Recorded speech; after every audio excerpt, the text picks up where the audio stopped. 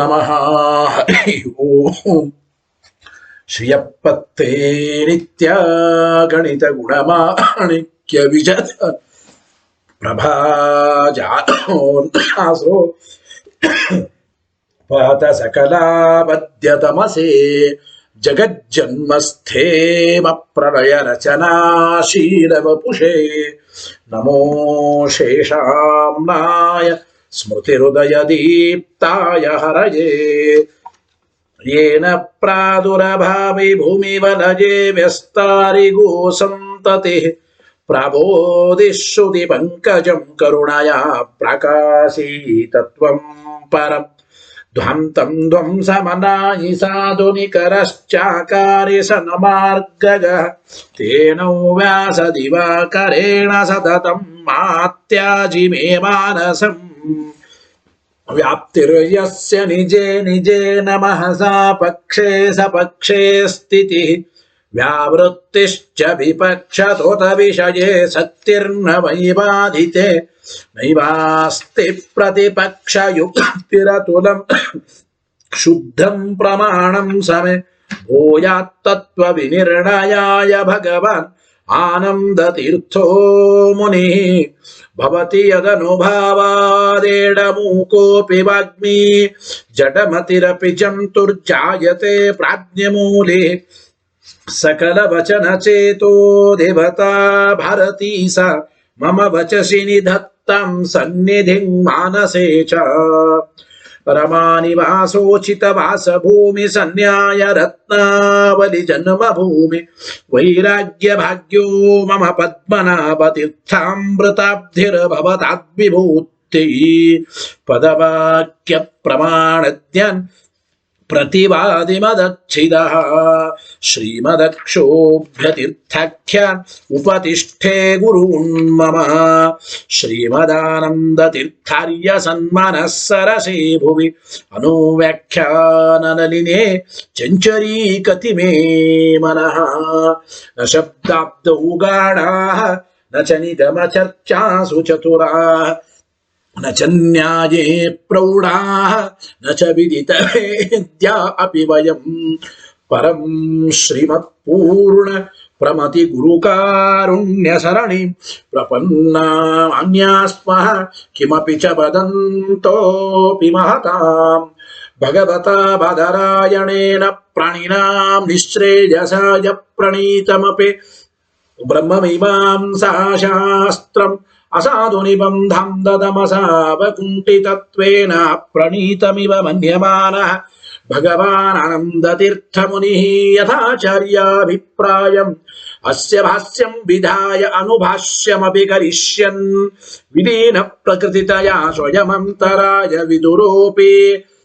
अनवरतमीश्वर प्रवणकाय करणरुत्तिरपि नारायण प्रणामादिकम् पारीप्सितस्यानन्तराय परिसमाप्तेः प्रचयस्य च हेतुतया अवगीतशिष्टाचार परम्परादिन अवगतम् अवश्यं करणीयं शिष्यान् ग्राहयितुं ग्रन्थादौ निबध्नाति नारायणमिति नारायणं निखिल पूर्णगुणैकदेहं निर्दोषमाप्यतममप्यखिलैः सुवाक्यैः अस्योद्भवादिदमशेष विशेषतोऽपि वन्द्यं सदा प्रियतमं मम सन्नमामि तमेव शास्त्रप्रभवं प्रणम्य जगद्गुरूणां गुरुमञ्जसैव विशेषतो मे परमाख्य विद्याव्याख्यां करोम्यन्वपि चाहमेव ओमो मथातो ब्रह्म जिज्ञासा ओम श्रुति क्षीराब्धिमामध्य धीमन्दरमहीव्रता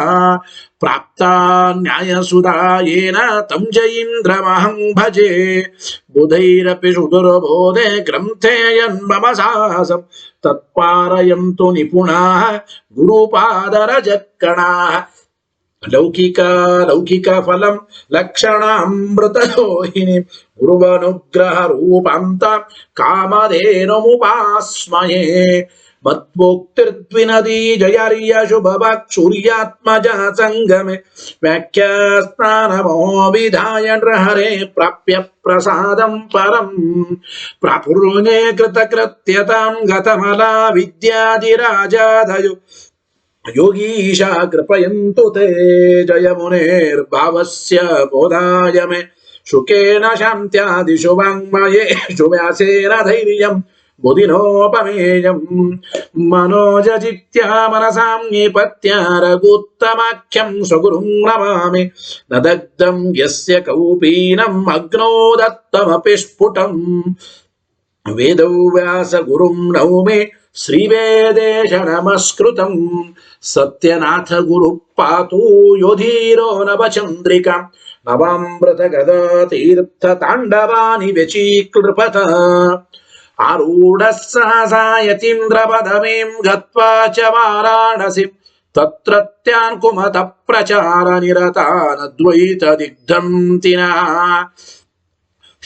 ಪ್ರೌಢಾರ್ಥೇ ವಚನೆ ಸುಯುಕ್ತಿ ಖಚಿತೈ ಸಂಬೀಚಯನ್ಮೋದಯನ್ ಸತ್ಯಧ್ಯಾನ ಸುಕೇಸರಿ ವಿಜಯತೆ ಪಾದಾಸಿತ ಶ್ರೀಪತೆ ಪ್ರಾವೋಚದ್ಯೋತಿಕಂ ನ್ಯಾಯ ಸುಧಾ ವಾಕ್ಯಾರ್ಥ ಚಂದ್ರಿಕಾಂ ಸತ್ಯ ಪ್ರಜ್ಞೆ ಗುರುರ್ದದ್ಯಾತ್ ಪ್ರಜ್ಞಾಂ ವೈದಾಂತಿಕಿಂ ಸದಾ ಬಂಧುಸ್ತ್ವಂ ಗುರುರಿಷ್ಟದೈವತಮಿತಿ ತ್ವತ್ಪಾದ ಪಂಕೇರೋಹಂ ಪ್ರಾಪ್ತಂ ಮಾಂ ಪರಿಪಾಲಯೇತಿ ಸತತಂ ಯಾಚೇ ನಿಬದ್ಧಾಂಜಲಿ ಚಿತ್ತಂ ಮದ್ಗುಣ ದೋಷ ಚಿಂತನ ವಿದೋ ನೂನಂ ಮನಾತ್ಮಕೃತಾಃ ಸತ್ಯಾಭಿಜ್ಞ ಗುರೋಸ್ತ್ವದಂಗ್ರಿಯುಗಲಂ ಹಿತ್ವಾ ನಮೇ ಸದ್ಗತಿಃ ಸತ್ಯಾಭಿಜ್ಞ ಕರಾಬ್ಜೋತ್ಥಾನ್ ಪಂಚಾಶದ್ವರ್ಷ ಪೂಜಕಾನ್ ಸತ್ಯ ಪ್ರಮೋದ ತೀರ್ಥಾರ್ಯಾನ್ ನೌಮಿನ್ಯಾಯ ಸುಧಾರತಾನ್ ವೇದೇಶ ಮುನಿ ಸತ್ಪಾದ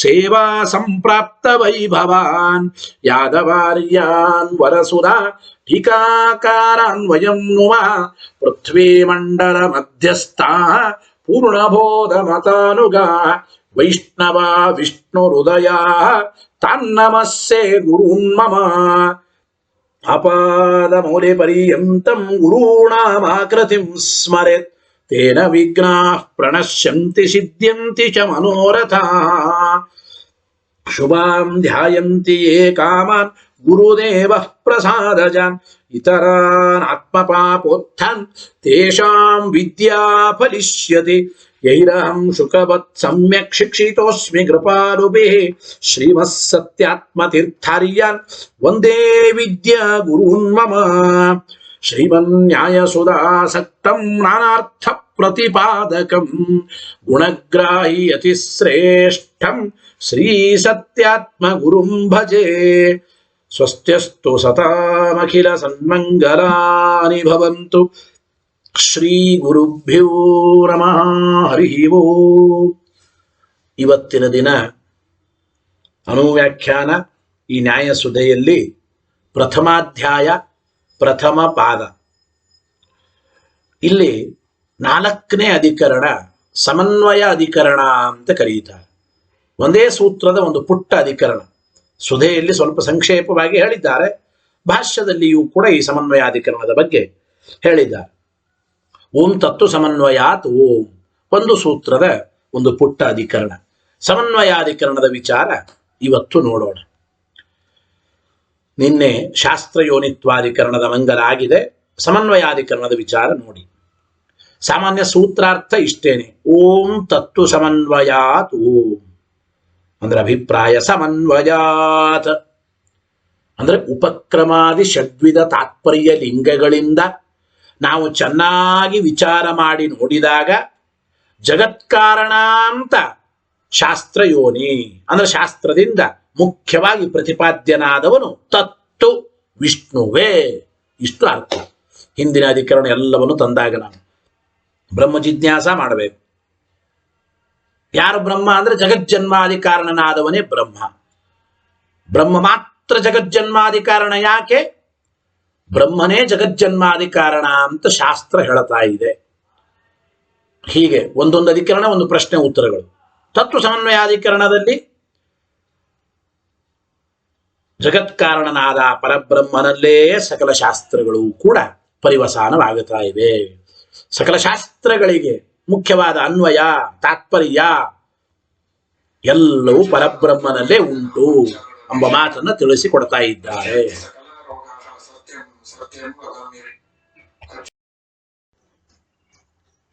ಗೊತ್ತಾಯ್ತಾ? ಆದ್ದರಿಂದ ನ್ಯಾಯಸುಧಾ ವಾಕ್ಯ ನೋಡಿ. ಓಂ ತತ್ವ ಸಮನ್ವಯಾತು ಏನು? ಅಷ್ಟು ಶಾಸ್ತ್ರೈಕ ಸಮಧಿಗಮ್ಯಂ ಜಗತ್ಕಾರಣ. ಮೊದಲು ಹೀಗೆ ಪ್ರಶ್ನೆ ಬರುತ್ತದೆ. ಜಗತ್ಕಾರಣತ್ವ ವಿಚಾರ ನೋಡಿ. ಜಗತ್ಕಾರಣನಾದ ಒಬ್ಬ ವ್ಯಕ್ತಿ ಇದ್ದಾನೆ. ಈ ಜಗತ್ಕಾರಣನಾದ ವ್ಯಕ್ತಿ ಯಾರು ಎಂಬುದು ಇದು ಶಾಸ್ತ್ರದಿಂದಲೇ ತಿಳಿಯಬೇಕು ಅಂತಂದ್ರೆ ಓಂ ಶಾಸ್ತ್ರಯೋನಿತ್ವಾತ್ ಓಂ ಹಿಂದಿನ ಅಧಿಕರಣದಲ್ಲಿ ಹೇಳಿದ್ರೆ ಆಗಲಿ. ಶಾಸ್ತ್ರೈಕ ಸಮಧಿಗಮ್ಯಂ ಜಗತ್ಕಾರಣ, ಜಗತ್ಕಾರಣತ್ವ ವಿಚಾರ ಇದು ಶಾಸ್ತ್ರದಿಂದಲೇ ತಿಳಿಯಬೇಕು. ಸರಿ, ಹಾಗಾದರೂ ಕೂಡ ತಥಾಪಿ ಶಾಸ್ತ್ರತಃ ಏವ, ಹಾಗಾದ್ರೆ ಶಾಸ್ತ್ರದಿಂದಲೇನೆ ಅನ್ಯೇಷಾಂ ಬೇರೆ ದೇವತೆಗಳಿಗೂ ಜಗತ್ಕಾರಣತ್ವ ಹೇಳಲ್ಪಡ್ತಾ ಇದೆಯಲ್ಲ. ಅನ್ಯೇಷಾಂ ಹರ ಹಿರಣ್ಯ ಗರ್ಭಾದೀನಾಂ ಪ್ರಧಾನಾದೀನಾಂಚ ಜಗತ್ಕಾರಣತ್ವ ಪ್ರತೀತೆ ಅತಿವ್ಯಾಪಕಂ ಇದಂ ಲಕ್ಷಣಂ. ಹಿಂದೆ ಪ್ರಶ್ನೆ ಮಾಡಿದ್ದನ್ನು ಪ್ರಶ್ನೆ ಮಾಡಿ ಇಲ್ಲಿ ಟೀಕಾರಾಯರು ಮೂಲದಲ್ಲಿ ಪ್ರಶ್ನೆ ಮಾಡಿಕೊಂಡು ಸೂತ್ರ ಮುಖಾಂತರವೇ ಉತ್ತರ ಕೊಡ್ತಾ ಇದ್ದಾರೆ. ಏನು? ಶಾಸ್ತ್ರದಿಂದ ಜಗಜ್ಜನ್ಮಾದಿ ಕಾರಣತ್ವ ಇದು ಪರಬ್ರಹ್ಮನ ಲಕ್ಷಣ ಅಂತ ನೀವು ಹೇಳಿದ್ದೀರಿ. ಈ ಜಗತ್ಕಾರಣತ್ವ ಎಂಬ ಪರಬ್ರಹ್ಮನ ಲಕ್ಷಣಕ್ಕೆ ಅತಿವ್ಯಾಪ್ತಿ ಬರುತ್ತದೆ. ಯಾತಕ್ಕೆ ಅತಿವ್ಯಾಪ್ತಿ ಅಂತಂದ್ರೆ ನೋಡಿ, ಹರ ಅಂದ್ರೆ ಶಿವ, ಹಿರಣ್ಯ ಗರ್ಭ ಅಂದ್ರೆ ಬ್ರಹ್ಮದೇವರು, ಪ್ರಧಾನ ಅಂದ್ರೆ ಪ್ರಕೃತಿ ತತ್ವ. ಶಾಸ್ತ್ರಗಳಲ್ಲೇನೆ ಕೆಲವು ಕಡೆ ಅಂದ್ರೆ ಪಾಶುಪತಾತ್ಯಾಗಮಗಳಲ್ಲಿ ಶಿವನಿಗೆ ಜಗತ್ಕಾರಣತ್ವ ಹೇಳ್ತಾ ಇದ್ದಾರೆ. ಕೆಲವು ಬೇರೆ ಆಗಮಗಳು ವಾಕ್ಯಗಳಲ್ಲಿ ಹಿರಣ್ಯ ಗರ್ಭನಿಗೆ ಜಗತ್ಕಾರಣತ್ವ ಹೇಳ್ತಾ ಇದ್ದಾರೆ. ಸಾಂಖ್ಯರ ಗ್ರಂಥಗಳಲ್ಲಿ ಪ್ರಧಾನ ತತ್ವ ಅಂದ್ರೆ ಪ್ರಕೃತಿ ತತ್ವನೇ ಜಗತ್ಕಾರಣ ಅಂತ ಅವ್ರು ಹೇಳ್ತಾ ಇದ್ದಾರೆ. ಈ ರೀತಿ ಶಾಸ್ತ್ರತಃ ಏವ ಶಾಸ್ತ್ರದಿಂದಲೇನೆ ಅನ್ಯೇಷಾಂ ಹರ ಹಿರಣ್ಯ ಗರ್ಭಾದೀನಾಂ ಶಿವ, ಚತುರ್ಮುಖ ಬ್ರಹ್ಮದೇವರು, ಹರ ಹಿರಣ್ಯ ಗರ್ಭಾದಿಗಳು ಮತ್ತು ಪ್ರಧಾನಾದೀನಾಂಚ ಪ್ರಧಾನ ತತ್ವ ಪ್ರಕೃತಿ ತತ್ವ ಇವುಗಳಿಗೆ ಜಗತ್ಕಾರಣತ್ವ ಪ್ರತೀತೆ. ಶಾಸ್ತ್ರದಿಂದಲೇ ಇವುಗಳು ಕೂಡ ಜಗತ್ಕಾರಣರು ಅಂತ ತೋರ್ತಾ ಇದೆ. ಅಂದ ಮೇಲೆ ಅತಿವ್ಯಾಪಕಂ ಇದಂ ಲಕ್ಷಣಂ. ಜಗಜ್ಜನ್ಮಾದಿ ಕಾರಣತ್ವ ಇದು ಪರಬ್ರಹ್ಮನ ಲಕ್ಷಣ, ವಿಷ್ಣುವಿನ ಲಕ್ಷಣ ಅಂತ ನೀವೇನು ಹೇಳಿದ್ದೀರಲ್ಲ, ಈ ಲಕ್ಷಣಕ್ಕೆ ಅತಿವ್ಯಾಪ್ತಿ ಬಂತಲ್ಲ, ಅತಿವ್ಯಾಪ್ತಿ ಬಂತಲ್ಲ ಅಂತ ಶಂಕೆ ಮಾಡಿದರೆ ಇಲ್ಲಿ ಪ್ರಶ್ನೆ ಇಲ್ರಿ, ಹರ ಹಿರಣ್ಯ ಗರ್ಭಾದಿಗಳಿಗೆ ಪ್ರಕೃತಿ ತತ್ವಕ್ಕೆ ಜಗತ್ಕಾರಣತ್ವ ಹೇಳತಕ್ಕಂಥ ಏನು ಶಾಸ್ತ್ರ ಇದೆ, ಆ ಶಾಸ್ತ್ರ ವಾಕ್ಯಗಳು ಕೂಡ ನಾವು ವಿಷ್ಣು ಪರ ಅಂತೆ ಮಾಡ್ತೀವಿ. ತತ್ ಶಾಸ್ತ್ರಂ ವಿಷ್ಣು ಪರಂ ಇತಿ ನ ಚ ವಾಚ್ಯಂ. ಪೂರ್ವ ಪಕ್ಷಿಗಳಿಗೆ ನಾವು ಹೀಗೆ ಅಂದರೆ ಅವ್ರು ಹೇಳ್ತಾ ಇದ್ದಾರೆ, ಪೂರ್ವ ಪಕ್ಷಿಗಳು ಹರ ಹಿರಣ್ಯ ಗರ್ಭಾದಿಗಳಿಗೆ ಪ್ರಕೃತಿ ತತ್ವಕ್ಕೆ ಜಗತ್ಕಾರಣತ್ವ ಹೇಳಿಕೊಡ್ತಕ್ಕಂಥ ವಾಕ್ಯ ಶಾಸ್ತ್ರಗಳು ಅವುಗಳು ಕೂಡ ವಿಷ್ಣು ಪರನೇ ಅಂತ ನೀವು ಅಂದ್ರೆ ಹಾಗೆ ಹೇಳಲಿಕ್ಕಾಗಲ್ಲ. ಇತಿ ನಚ ವಾಚ್ಯಂ, ಹಾಗನಬೇಡ್ರಿ ಅಂದರು. ಯಾಕೆ? ಅಭಿಯುಕ್ತೈ ಶಿವಾದಿ ಪರತ್ವೇನ ವ್ಯಾಖ್ಯಾತತ್ವಾತ್. ನೋಡಿ, ಅಭಿಯುಕ್ತರು ಅಂದ್ರೆ ಶಾಸ್ತ್ರಜ್ಞಾನಿಗಳು ಈ ಎಲ್ಲ ಶಾಸ್ತ್ರಗಳನ್ನ ವಾಕ್ಯಗಳನ್ನ ಶಿವಾದಿ ಪರವಾಗೇನೇ ವ್ಯಾಖ್ಯಾನ ಮಾಡಿದ್ದಾರೆ. ಅಭಿಯುಕ್ತರು ಅಂದ್ರೆ ಶಾಸ್ತ್ರಜ್ಞಾನಿಗಳು, ಯಾವ ಶಾಸ್ತ್ರ ಏನು ಹೇಳುತ್ತದೆ ಅಂತ ತಿಳಿದ ಜ್ಞಾನಿಗಳು. ಇಂತಹ ವಾಕ್ಯ ಇಂತಹ ಶಾಸ್ತ್ರ ರುದ್ರಾದಿಗಳನ್ನ, ಚತುರ್ಮುಖ ಬ್ರಹ್ಮದೇವರನ್ನ, ಈ ಪ್ರಕೃತಿ ತತ್ವ ಅಂದ್ರೆ ಈ ಒಂದು ವಾಕ್ಯ ಪ್ರಕೃತಿ ತತ್ವವನ್ನೇ ಜಗತ್ಕಾರಣ ಅಂತ ಹೇಳ್ತಾ ಇದೆ ಅಂತೆ ಅಭಿಯುಕ್ತರು ವ್ಯಾಖ್ಯಾನ ಮಾಡಿದ್ದಾರೆ. ಬೇರೆಯವರಿಗೆ ಜನ್ಮಾದಿ ಕಾರಣತ್ವ ಹೇಳೋ ಶಾಸ್ತ್ರ ಅದು ವಿಷ್ಣು ಪರ ಅಂತ ನೀವು ಅಲ್ಲಿಗೆ ಬರಲ್ರಿ. ಯಾಕೆ ಅಂದ್ರೆ ಆ ಬೇರೆ ಶಾಸ್ತ್ರಗಳು ಅವ್ರು ರುದ್ರಾದಿ ಪರನೇ ಅಂಬೋದನ್ನೇ ಅಭಿಯುಕ್ತರು ವ್ಯಾಖ್ಯಾನ ಮಾಡಿದ್ದಾರೆ. ಅಂದ ಮೇಲೆ ನಿಮಗೆ ಆ ಶಾಸ್ತ್ರಗಳು ವಿಷ್ಣು ಪರ ಅಂತ ಅಲ್ಲಿಗೆ ಬರಲ್ಲ. ಇದಾದ್ಮೇಲೆ ಪ್ರಶ್ನೆ ಹಂಗಲ್ರಿ, ಸರಿ ಯಾವುದೇ ಶಾಸ್ತ್ರ ಶಿವನೇ ಜಗಜ್ಜನ್ಮಾದಿ ಕಾರಣ ಅಂತ ಹೇಳಿ, ಕೆಲವು ಬೇರೆ ವಾಕ್ಯಗಳು ಹಿರಣ್ಯ ಗರ್ಭನೇ ಜಗತ್ಕಾರಣ ಅಂತ ಹೇಳಿ, ಇನ್ನು ಕೆಲವು ಬೇರೆ ವಾಕ್ಯಗಳು ಪ್ರಧಾನ ತತ್ವ ಪ್ರಕೃತಿ ತತ್ವನೇ ಜಗತ್ಕಾರಣ ಅಂತ ಹೇಳಿ ಶಿವ, ಹಿರಣ್ಯಗರ್ಭ, ಪ್ರಕೃತಿ ಇವರು ಜಗತ್ಕಾರಣರು ಅಂದ್ರೆ ಅಭಿಪ್ರಾಯ. ಅಲ್ಲಿ ಪ್ರಕೃತಿ, ಶಿವ, ಹಿರಣ್ಯಗರ್ಭ ಅಂದ್ರೆ ವಿಷ್ಣು ರೀ. ಎಲ್ಲ ನಾಮಗಳು ವಿಷ್ಣುವಿನನ್ನೇ ಹೇಳಿಕೊಡ್ತವೆ ಅಂತ ನಾವಂತೀವಿ ಅಂತ ಅಂದರೆ ಅದಕ್ಕೆ ಅವರು ಉತ್ತರ ಕೊಡ್ತಾರೆ ಪೂರ್ವ ಪಕ್ಷಿಗಳು. ಹೌದು, ಯದ್ಯಪಿ ನಾಮಾನಿ ಸರ್ವಾಣಿ ಯಮಾಭಿಶಂತಿ ಅಂತ ಶ್ರುತಿ ಇದೆ. ಯದ್ಯಪಿ ನಾಮಾನಿ ಸರ್ವಾಣಿ ಇತ್ಯಾದಿ ಶ್ರುತ್ಯ ನಾಮಾನಿ ಸರ್ವಾಣಿ ಯಮಾಭಿಶಂತಿ ಎಂಬ ಶ್ರುತಿ ಇದೆ. ಈ ಶ್ರುತಿ ಇತ್ಯಾದಿ ಶ್ರುತ್ಯ ಶಿವಾದಿ ನಾಮ್ನಾ, ಶಿವಾದಿ ನಾಮಗಳು ಅಂದ್ರೆ ಶಿವ, ಹಿರಣ್ಯಗರ್ಭ, ಪ್ರಕೃತಿ ಮೊದಲಾದ ತತ್ವಗಳು ವಿಷ್ಣು ಶಕ್ತಿ ಮಾತ್ರಮವಶೀಯತೆ. ಶಿವ, ಹಿರಣ್ಯಗರ್ಭ, ಪ್ರಕೃತಿ ಮೊದಲಾದ ಶಬ್ದಗಳಿಗೂ ಕೂಡ ವಿಷ್ಣುವಿನಲ್ಲೇ ಶಕ್ತಿ ಅಂತ ತೋರುತ್ತದೆ. ಶಿವ, ಹಿರಣ್ಯಗರ್ಭ, ಪ್ರಕೃತಿ ಅಂದ್ರೆ ವಿಷ್ಣು. ಈ ಶಿವ, ಹಿರಣ್ಯಗರ್ಭ, ಪ್ರಕೃತಿ ಮೊದಲಾದ ಶಬ್ದಗಳಿಗೆ ವಿಷ್ಣುವಿನಲ್ಲಿ ಶಕ್ತಿ ಇದೆ ನಿಜ. ಅಂದ್ರೆ ಈ ಶಬ್ದಗಳು ವಿಷ್ಣುವಿನನ್ನು ಹೇಳಿಕೊಡ್ತವೆ ಅಂತ ಅನ್ಬಹುದು, ಶಕ್ತಿ ಇದೆ. ಆದರೆ ತಥಾಪಿ ನ ತಾತ್ಪರ್ಯೇ ಪ್ರಮಾಣಮಸ್ತಿ. ಶಿವ, ಹಿರಣ್ಯಗರ್ಭ, ಪ್ರಕೃತಿ ಮೊದಲಾದ ಶಬ್ದಗಳು ವಿಷ್ಣುವಿನನ್ನ ಹೇಳಿಕೊಟ್ಟರೂ ಕೂಡ, ಈ ಶಿವಾದಿ ಶಬ್ದಗಳಿಗೆ ವಿಷ್ಣುವಿನಲ್ಲಿ ಶಕ್ತಿ ಇದ್ದರೂ ಕೂಡ ಆ ಶಿವ, ಹಿರಣ್ಯಗರ್ಭ, ಪ್ರಕೃತಿ ಮೊದಲಾದ ಶಬ್ದಗಳು ಅವುಗಳು ವಿಷ್ಣುವಿನಲ್ಲಿ ತಾತ್ಪರ್ಯ ಉಳ್ಳದ್ದಲ್ಲ, ಕೇವಲ ವಿಷ್ಣುವಿನಲ್ಲಿ ಶಕ್ತಿ ಉಳ್ಳದ್ದಾಗಿರ್ಬೇಕು. ಈ ಶಬ್ದಗಳಿಗೆ ವಿಷ್ಣು ಅಂತಲೂ ಕೂಡ ಅರ್ಥ, ಇಷ್ಟು ಹೇಳ್ಬಹುದು. ಶಿವ, ಹಿರಣ್ಯ ಗರ್ಭಾದಿ ಶಬ್ದಗಳಿಂದ ವಿಷ್ಣುವಿನನ್ನು ಕರೆಯಬಹುದು, ಇಷ್ಟೇ ಹೇಳಬಹುದೇ ಹೊರತು ಶಿವ, ಹಿರಣ್ಯ ಗರ್ಭ, ಪ್ರಕೃತಿ ಮೊದಲಾದ ಶಬ್ದಗಳು ವಿಷ್ಣುವಿನಲ್ಲೇ ತಾತ್ಪರ್ಯ ಉಳ್ಳದ್ದಾಗಿವೆ ಹೇಳಲಿಕ್ಕೆ ಬರಲ್ಲ. ಹಾಗಾದರೆ ಶಿವ ಶಬ್ದ ರುದ್ರನಲ್ಲೇ ತಾತ್ಪರ್ಯ ಉಳ್ಳದ್ದಾಗಿದೆ, ಹಿರಣ್ಯ ಗರ್ಭ ಚತುರ್ಮುಖ ಬ್ರಹ್ಮನಲ್ಲೇ ತಾತ್ಪರ್ಯ ಉಳ್ಳದ್ದಾಗಿದೆ, ಪ್ರಕೃತಿ ಪ್ರಧಾನ ಎಂಬ ಶಬ್ದಗಳು ಪ್ರಕೃತಿ ತತ್ವದಲ್ಲೇ ತಾತ್ಪರ್ಯ ಉಳ್ಳದ್ದಾಗಿದೆ, ವಿಷ್ಣುವಿನಲ್ಲಿ ತಾತ್ಪರ್ಯ ಉಳ್ಳದ್ದಲ್ಲ. ತಥಾಪಿ ನ ತಾತ್ಪರ್ಯೇ ಪ್ರಮಾಣಮಸ್ತಿ. ಶಿವಾದಿ ಶಬ್ದಗಳಿಗೆ ವಿಷ್ಣುವಿನಲ್ಲೇ ತಾತ್ಪರ್ಯ ಇದೆ ಎಂಬುದಕ್ಕೆ ಪ್ರಮಾಣ ಇಲ್ಲ. ಕೇವಲ ಆ ಶಬ್ದಗಳು ವಿಷ್ಣುವಿನಲ್ಲಿ ಶಕ್ತಿ ಉಳ್ಳದ್ದಾಗಿರಬೇಕೇ ವಿನಃ ವಿಷ್ಣುವಿನಲ್ಲಿ ತಾತ್ಪರ್ಯ ಉಳ್ಳದ್ದಲ್ಲ. ಯಾಕೆಂದ್ರೆ ಒಂದು ನಿಯಮ ಇದೆ, ಯತ್ಪರ ಶಬ್ದ ಸಹ ಶಬ್ದಾರ್ಥ ಇತಿ ನ್ಯಾಯ ಇತಿ ನ್ಯಾಯ. ನೋಡಿ, ಶಬ್ದ ಯಾವ ವಿಷಯದಲ್ಲಿ ತಾತ್ಪರ್ಯ ಉಳ್ಳದ್ದಾಗಿದೆಯೋ ಆ ವಿಷಯವೇ ಆ ಶಬ್ದದ ಅರ್ಥ ಅಂತ ನ್ಯಾಯ ಇದೆ ಜಗತ್ತಿನಲ್ಲಿ, ಹೌದೋ ಇಲ್ಲೋ? ಈಗ ನೋಡಿ, ವಿಷ್ಣು ಎಂಬ ಶಬ್ದ ವಿಷ್ಣುವಿನಲ್ಲಿ ತಾತ್ಪರ್ಯ ಉಳ್ಳದ್ದಾಗಿದೆ, ಆದ್ದರಿಂದ ವಿಷ್ಣು ಎಂಬ ಶಬ್ದ ನಾರಾಯಣನ ಪರ, ನಾರಾಯಣ ಎಂಬ ಶಬ್ದ ನಾರಾಯಣ ಪರ, ವಿಷ್ಣು ಪರ ಅಂತ ಹೇಳ್ತೀವಿ. ಹಾಗೆ ಶಿವ, ಹಿರಣ್ಯಗರ್ಭ, ಪ್ರಕೃತಿ ಮೊದಲಾದ ಶಬ್ದಗಳು ಅವು ವಿಷ್ಣು ಪರ ಅಲ್ಲ, ಅಂದ್ರೆ ವಿಷ್ಣುವಿನಲ್ಲಿ ತಾತ್ಪರ್ಯ ಉಳ್ಳದ್ದಲ್ಲ. ಶಬ್ದಗಳಿಗೆ ಶಕ್ತಿ ಇರಬಹುದು ಅಷ್ಟೇ ವಿಷ್ಣುವಿನಲ್ಲಿ, ಆದರೆ ತಾತ್ಪರ್ಯ ಇಲ್ಲ ಆ ಶಬ್ದಗಳಿಗೆ. ತಾತ್ಪರ್ಯತಃ ಆ ಶಬ್ದಗಳು ವಿಷ್ಣುವಿನನ್ನ ಪ್ರತಿಪಾದನೆ ಮಾಡಿಕೊಡ್ತಾ ಇಲ್ಲ. ಶಿವ ಶಬ್ದ ರುದ್ರನನ್ನೇ ತಾತ್ಪರ್ಯತಃ ಪ್ರತಿಪಾದನೆ ಮಾಡ್ತಾ ಇದೆ, ಹಿರಣ್ಯಗರ್ಭ ಶಬ್ದ ಚತುರ್ಮುಖ ಬ್ರಹ್ಮದೇವರನ್ನೇ ತಾತ್ಪರ್ಯತಃ ಪ್ರತಿಪಾದನೆ ಮಾಡ್ತಾ ಇದೆ, ಪ್ರಕೃತಿ ಎಂಬ ಶಬ್ದ ಪ್ರಕೃತಿ ತತ್ವವನ್ನೇ ತಾತ್ಪರ್ಯತಃ ಪ್ರತಿಪಾದನೆ ಮಾಡಿಕೊಡ್ತಾ ಇದೆ. ಆದ್ದರಿಂದ ಶಿವ, ಹಿರಣ್ಯಗರ್ಭ, ಪ್ರಕೃತಿ ಮೊದಲಾದ ಶಬ್ದಗಳಿಗೆ ವಿಷ್ಣುವಿನಲ್ಲಿ ತಾತ್ಪರ್ಯ ಇಲ್ಲ ಅಂದಮೇಲೆ ಆ ಶಬ್ದಗಳು ವಿಷ್ಣು ಪರ ಅಲ್ಲ.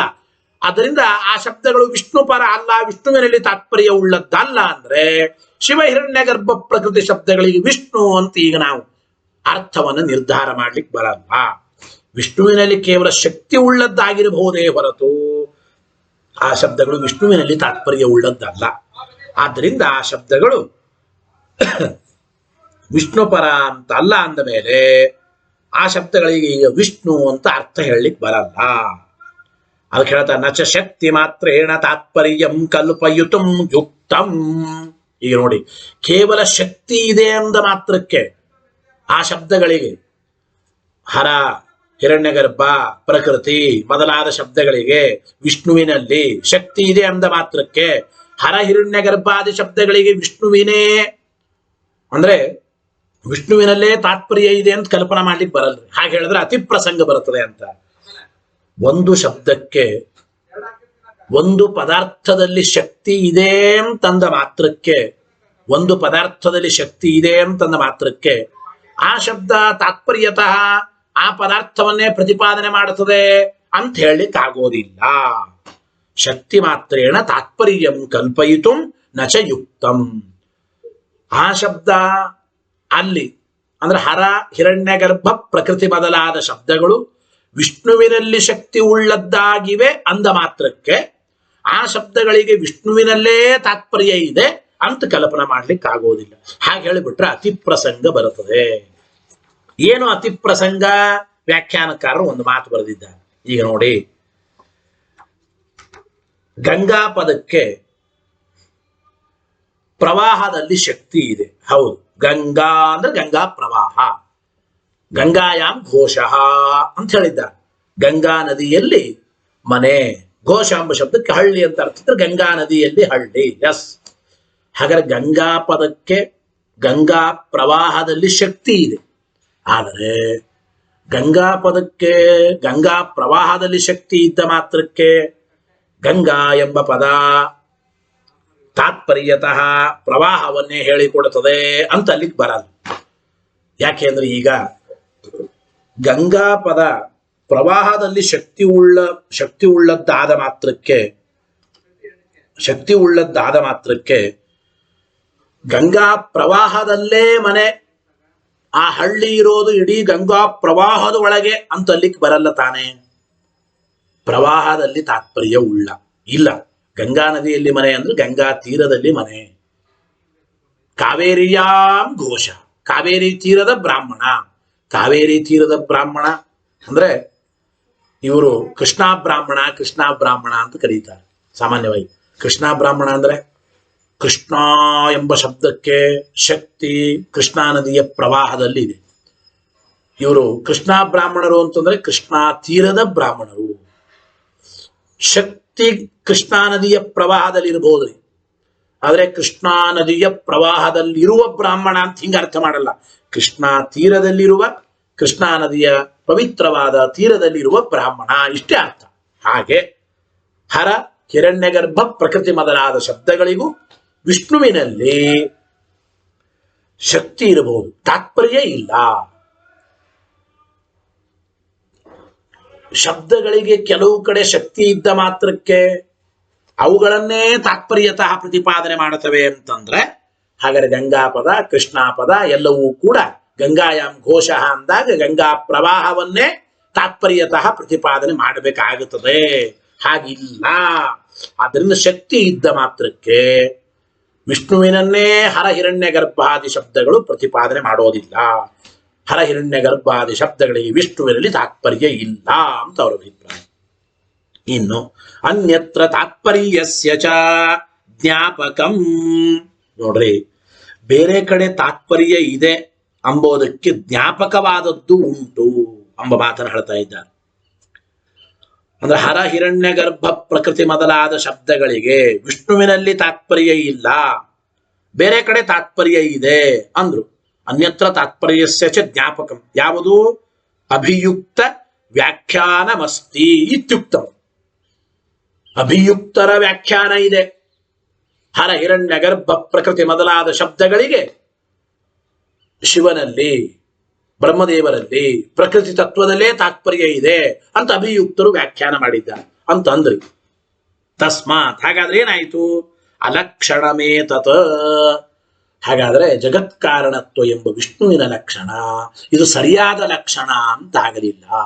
ಅತಿವ್ಯಾಪಕವಾದ ಲಕ್ಷಣ, ಅತಿವ್ಯಾಪ್ತಿ ಎಂಬ ದೋಷದಿಂದ ದುಷ್ಟವಾದ ಲಕ್ಷಣ ಇದು. ಆದ್ದರಿಂದ ಇದು ಸಲ್ಲಕ್ಷಣ ಅಲ್ಲ. ಜಗಜ್ಜನ್ಮಾದಿ ಕಾರಣತ್ವಂ ವಿಷ್ಣೋ ಲಕ್ಷಣಂ ಎಂಬುದು ಇದು ಸಲ್ಲಕ್ಷಣ ಅಲ್ಲ, ಯೋಗ್ಯವಾದ ಲಕ್ಷಣ ಅಲ್ಲ, ಇದು ಅಲಕ್ಷಣ. ತಸ್ಮಾದ್ ಅಲಕ್ಷಣಮೇತತ್ ಇತ್ಯಾಶಂಕ್ಯ. ಆದ್ದರಿಂದ ಜಗತ್ಕಾರಣರು ಅಂತ ಹೇಳಿ ಬೇರೆ ಶಾಸ್ತ್ರಗಳಲ್ಲೇನೆ ಹರ, ಹಿರಣ್ಯ ಗರ್ಭ, ಪ್ರಕೃತಿ ಮೊದಲಾದವರನ್ನು ಕೂಡ ಹೇಳಿದ್ದಾರೆ. ಅಂದ್ಮೇಲೆ ಜಗತ್ಕಾರಣತ್ವ ಎಂಬುದು ವಿಷ್ಣುವಿನ ಲಕ್ಷಣ ಅಂತ ಅನಬೇಡಿ, ಅತಿವ್ಯಾಪಕವಾದ ಲಕ್ಷಣ ಆಯಿತು. ಅದು ಸರಿಯಾದ ಲಕ್ಷಣ ಆಗಲಿಲ್ಲ. ಹೀಗೆ ಶಂಕೆ ಮಾಡಿದ್ರೆ ಇತ್ಯಾಶಂಕ್ಯ ಪರಿಋತಂ ಸೂತ್ರಕೃತ. ಈ ಶಂಕೆ ಮಾಡಿಕೊಂಡು ಸೂತ್ರಕಾರರು ವೇದವ್ಯಾಸ ದೇವರೇನೆ ವಿಷ್ಣುವಿನ ಲಕ್ಷಣಕ್ಕೆ ಅತಿವ್ಯಾಪ್ತಿ ಬಂತಲ್ಲ ಅಂತ ಶಂಕೆ ಬಂದ್ರೆ ಈ ಶಂಕೆಯನ್ನು ಪರಿಹಾರ ಮಾಡಿದ್ದಾರೆ ಈ 4ನೇ ಸೂತ್ರದಲ್ಲಿ. ಓಂ ತತ್ವ ಸಮನ್ವಯಾತ್ ಓಂ, ಈ ಸೂತ್ರದಲ್ಲಿ ಅತಿವ್ಯಾಪ್ತಿ ಶಂಕಾವನ್ನು ಪರಿಹಾರ ಮಾಡಿದ್ದಾರೆ ಅಂತ ಅರ್ಥ. ಹೇಳಿ ಸೂತ್ರ. ಓಂ ತತ್ವ ಸಮನ್ವಯಾತ್ ಓಂ ತತ್ರ ಅನ್ವಯ ಪದಾರ್ಥಮಾಹ. ತತ್ವ ಸಮನ್ವಯಾತ್ ಓಂ. ಸಮನ್ವಯ ಅನ್ವಯ ಎಂಬ ಶಬ್ದ ಇದೆ. ಅನ್ವಯ ಎಂಬ ಶಬ್ದಕ್ಕೆ ಅರ್ಥ ಏನಪ್ಪ? ಆಚಾರ್ಯರು ಅನುವ್ಯಾಖ್ಯಾನದಲ್ಲಿ ತಿಳಿಸಿಕೊಡ್ತಾ ಇದ್ದಾರೆ. ಆ ಶ್ಲೋಕ ಹೇಳಿ ಮತ್ತೆ ನಿಧಾನವಾಗಿ ಸುಧಾವಾಕ್ಯವನ್ನು ನೋಡೋಣ. ತೇವಾನ್ವಯ ನಾಮಾನಃ ತೈಸಮ್ಯಕ್ ಪ್ರವಿಚಾರಿತೆ ಮುಖ್ಯಾರ್ಥೋ ಭಗವಾನ್ ವಿಷ್ಣು ಸರ್ವಶಾಸ್ತ್ರಸ್ಯ ನಾಪರಃ. ಒಂದು ಅನುವ್ಯಾಖ್ಯಾನದ ಶ್ಲೋಕದಲ್ಲಿ ಆಚಾರ್ಯರು ಆ ಸಮನ್ವಯಾಧಿಕರಣದ ವಿಚಾರವನ್ನು ಹೇಳಿಬಿಟ್ರು ಪೂರ್ಣವಾಗಿ. ಒಂದೇ ಒಂದು ಅನುವ್ಯಾಖ್ಯಾನ ಶ್ಲೋಕದಿಂದ ಆಚಾರ್ಯರು ಆ ಇಡೀ ಸಮನ್ವಯಾಧಿಕರಣದ ತಾತ್ಪರ್ಯವನ್ನ ಅಭಿಪ್ರಾಯವನ್ನು ಸಂಗ್ರಹ ಮಾಡ್ತಾ ಇದ್ದಾರೆ. ದೇವ ಅನ್ವಯ ನಾಮಾನಃ ತೈ ಸಮ್ಯಕ್ ಪ್ರವಿಚಾರಿತೆ ಮುಖ್ಯಾರ್ಥೋ ಭಗವಾನ್ ವಿಷ್ಣು ಸರ್ವಶಾಸ್ತ್ರಸ್ಯ ನಾಪರಃ. ಒಂದು ಶ್ಲೋಕದಿಂದ ಇಡೀ ಸಮನ್ವಯಾಧಿಕರಣವನ್ನು ಸಂಗ್ರಹ ಮಾಡ್ತಾ ಇದ್ದಾರೆ ಆಚಾರ್ಯರು. ಇಷ್ಟಕ್ಕೆ ಅರ್ಥ ಏನು ನೋಡಿ ಮೊದಲು.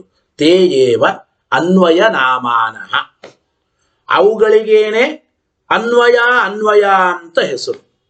ಯಾವುಗಳಿಗೆ ಅನ್ವಯ ಅಂತ ಹೆಸರು? ತೇಯೇವ, ಹಿಂದೆ ಹೇಳಿದ ಉಪಕ್ರಮಾದಿ ಲಿಂಗಗಳಿಗೇನೆ ಅನ್ವಯ ಅಂತ ಹೆಸರು. ಇಷ್ಟ ಅರ್ಥ ಆ ಶ್ಲೋಕಕ್ಕೆ.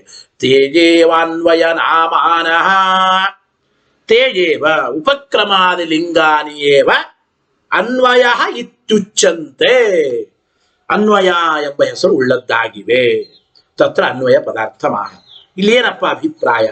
ಟೀಕರಾಯರ ವಾಕ್ಯ ನೋಡ್ತಾ ಹೋಗಿ.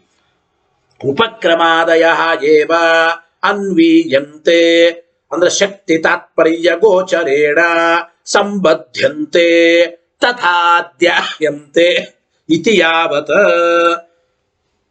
ವಾಕ್ಯಾನಿ ಏತೈಃ ಇತ್ಯನ್ವಯ ನಾಮಾನಃ ಎಂಬ ಮಾತನ್ನು ಹೇಳ್ತಾ ಇದ್ದಾರೆ. ಅಂದರೆ ಉಪಕ್ರಮಾದಿ ಲಿಂಗಗಳೇ ಅನ್ವಯ ಎಂಬ ಹೆಸರುಳ್ಳದ್ದಾಗಿವೆ ಅಂದ್ರು ಆಚಾರ್ಯರು. ಏನಿದ್ರ ಅರ್ಥ? ಟೀಕಾರಿ ವಿವರಣೆ ಬರೀತಾರೆ. ಉಪಕ್ರಮಾದಯ ಏವ ಅನ್ವೀಯಂತೆ, ಏತೈಹಿ ಅನ್ವೀಯಂತೆ, ಉಪಕ್ರಮಾದಿ ಲಿಂಗಗಳೇನೇ ಇವುಗಳಿಂದ ಅನ್ವಯಿಸಲ್ಪಡುತ್ತವೆ. ಏತೈಹಿ ಅನ್ವೀಯಂತೆ ಅಂದ್ರೆ ಅಭಿಪ್ರಾಯ ಏನು? ಶಕ್ತಿ ತಾತ್ಪರ್ಯ ಗೋಚರೇಣ ಸಂಬದ್ಧಂತೆ, ಶಕ್ತಿ ತಾತ್ಪರ್ಯ ವಿಷಯದಿಂದ ಆ ವಾಕ್ಯಗಳು ಯಾವುಗಳಿಂದ ಸಂಬಂಧ ಹೊಂದುತ್ತವೆಯೋ ಗೊತ್ತಾಯ್ತದ, ಅಂದ್ರೆ ಸಂಬಂಧವಾಗಿದೆ ಅಂತ ತಿಳಿಯಲ್ಪಡುತ್ತವೆಯೋ ಆ ಕಾರಣದಿಂದಾಗಿ ಅನ್ವಯ ಅನ್ವಯ ಅಂತ ಹೆಸರುಳ್ಳದ್ದಾಗಿವೆ.